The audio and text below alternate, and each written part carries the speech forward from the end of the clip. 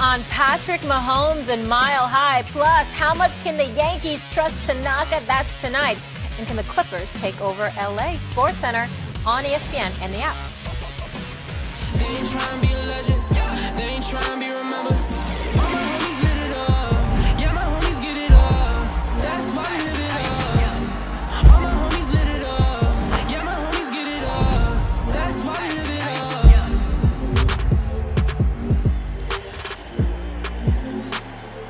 Thursday Night Football, Showtime. Mahomes and the Chiefs look to end a two-game skid at Mile High. Unfortunately, Mahomes is still hobbled with that ankle, not to mention the many other injured Chiefs. Kansas City favored by 3. We know Denver is a difficult place to play, Max. Yep. Will this be a tough one for the Chiefs? It will. Very tough. I'm tempted to take Denver in an upset. I can't pick against Mahomes and the Chiefs with Tyreek Hill back, but it's going to be a very tough game. Vic Fangio's defense has come around.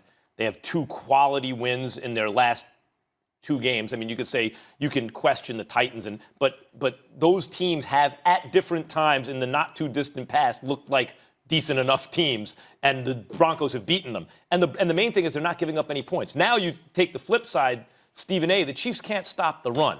It's not like the Broncos are running wild, but they're solid in the run game against a team that can't stop the run. And how, if there's a blueprint for the Chiefs, what is it? Ball control. So defense, solid running game against hobbled quarterback who does have his top receiver now but can't stop the run. That's a bad combination, particularly with Denver at home, which is a hard place to play just in terms of the climate and what that does to guys. So I'm not going to take Denver because I just believe in Mahomes at crunch time, but this is a very tough game. You know what? I can understand your point with that because obviously Kansas City's given up about 99 yards rushing in 5 of their 6 games this year. I remember watching them go up against the Colts, and the Colts rushed the ball about 45 times, really wore them down, had time of possession in their favor. About 3 of their victories came within a touchdown of each other. We get all of that. Here's the flip side. You got a quarterback in Joe Flacco who can't move. He's turned the ball over 7 times in 6 games, I believe.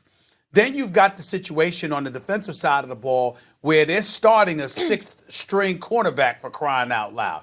I mean, they've had a couple of injuries. This guy, Devontae Harris, is now up in there. Some dude named Yadam, or whatever the hell his name is, was so damn awful that he got benched by, Vic Fangio. So you just look at it from that perspective, and you're saying you got holes in your secondary on defense.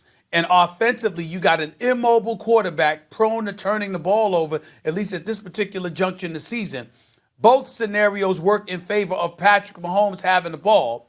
I don't know if he should be playing or not. My personal opinion is that I would bench him for this game to get him 100% with that ankle.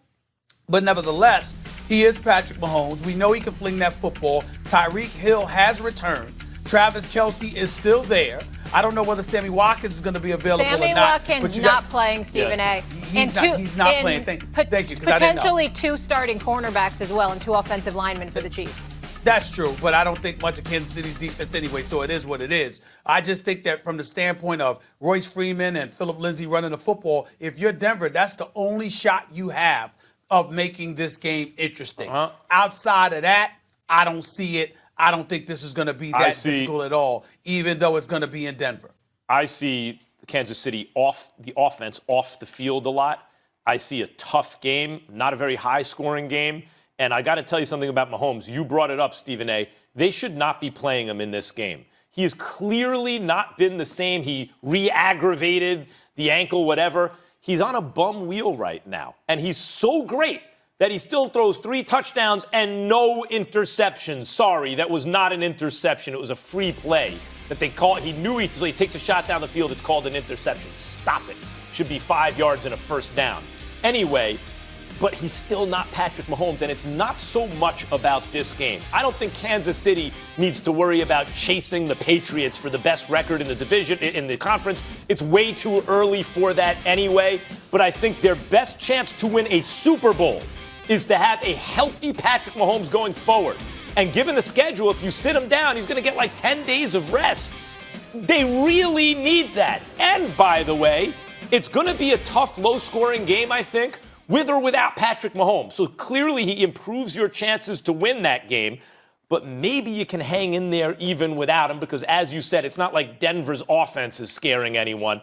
I totally agree they should sit him for this game. Whether or not they do, this is a tough one. By the way, the Titans and the Chargers, you can say what you want, but those are 500-ish teams. Had they, at this point in the season, it's still early, had they not played the Broncos, right? Like their record 2-3 or 2-4, they each have a couple wins, but had they beaten the Broncos, it'd be 3-2, and you know 3-3, they'd be perceived differently. So though I consider those quality wins, not great teams, but they're good wins for the Broncos. It's not like they're playing winless teams. They didn't beat the Dolphins or Washington, who just got their first win, or the Giants before they had Daniel Jones. They beat teams either with talent like the Chargers or teams that started out the season hot like the Titans. They're playing pretty well right now. And everyone's talking about, where's Vic Fangio's defense? Here it is. Here it is. I mean, we're seeing Ranked it now. 7th in the NFL and 4th against the pass. So the defense is definitely formidable. We can't ignore that, but they're so handcuffed offensively.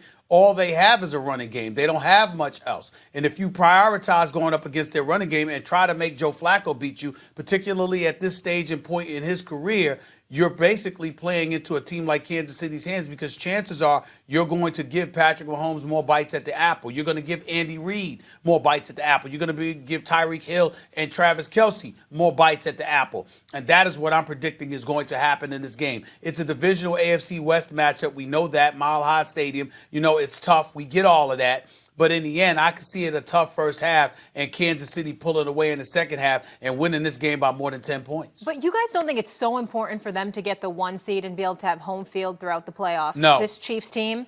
When we're talking No. about Patriots potentially being at Foxborough and we know Arrowhead? No, really, Stephen A? You think they can travel?